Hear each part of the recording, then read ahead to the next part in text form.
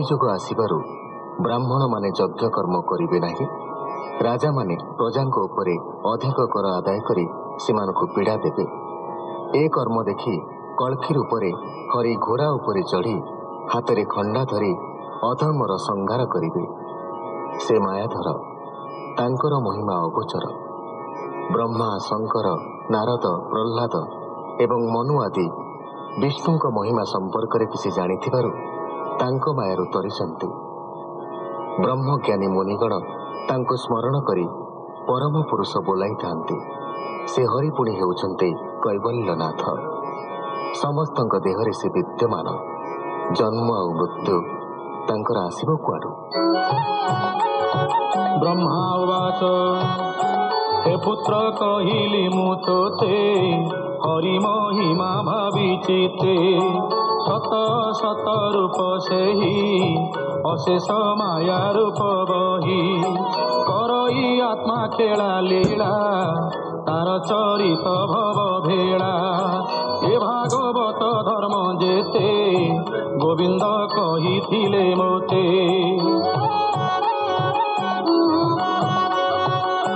ए सर्व संग्रहर मूल अशेष धर्म यज्ञ फल।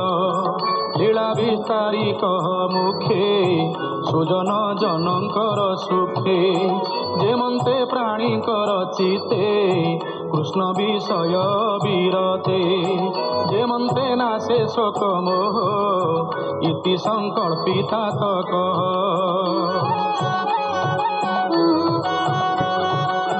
बनिली ईश्वरर माया जे शुणे तरे तार काया। माया न लागे तार चित्ते जे मुखे गुणे अविरते। हेमंत भागवत बाणी नारद ब्रह्मा मुखु शुणी। मन आनंदे कृत कृत्य कहई दास जगन्नाथ। इति श्रीमद्भागवते महापुराणे पारमहंस्यां संहितायां द्वितीय स्कंदे ब्रह्मा नारद संवादे नाम सप्तमोऽध्यायः। सुखचारणे देई चित्ता आनंदे बोले परीक्षिता। परीक्षित उवाच नारद आगे ब्रह्मा जेते विष्णु महिमा भागवते। कहिले जन उपकारे जे कथा शुणी प्राणितरे। जे स्थाने जाहाकु जे भावे मुनि कहिले हरि भावे। ताहा श्रवणे इच्छा मोर तुम्भे तत्त्वज्ञ मध्ये वर।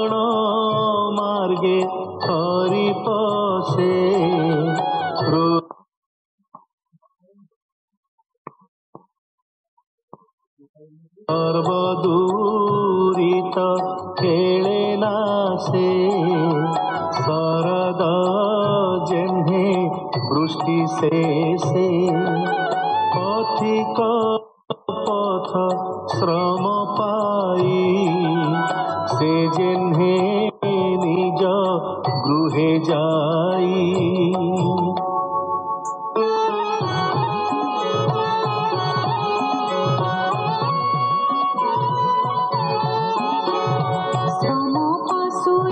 সুখে রহে গৃহ সম্পদ ভোগে দেহে অধাতু মন্ত আত্মা হয়ে ধাতু ঘটনা দেহ বহে জাণু তু কাহা একে মন্তে কি বাই কাল প্রমমতে যার উদরু পদ্ম হয়ে লোক সংস্থান প্রকাশ হয়ে যারু কোন জানন্তি কেহি প্রকাশে অবয়ব দেহি সে জীবে অবয়বী হই জীব ঈশ্বর ভেদ কাহি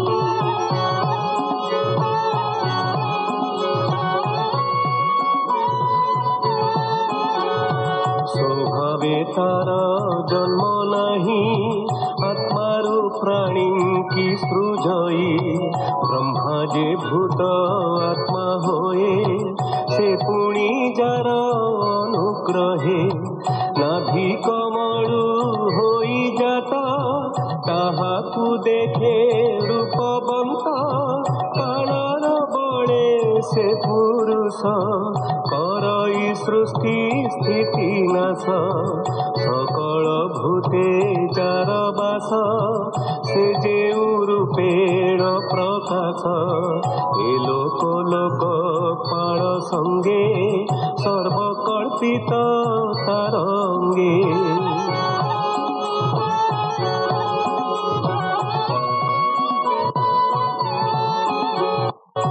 যেতে চতুর্দশ পুর কল্পনা করে অন্ধকার এভাবে শুনিলে যে মোহি এবে তুমহঙ্কু পচারই কল্প বিকল্প যথা কালে সে ব্রহ্ম করে অবহেলে সৃষ্টি পালন সংহারণ ভূত ভবিষ্য বর্তমান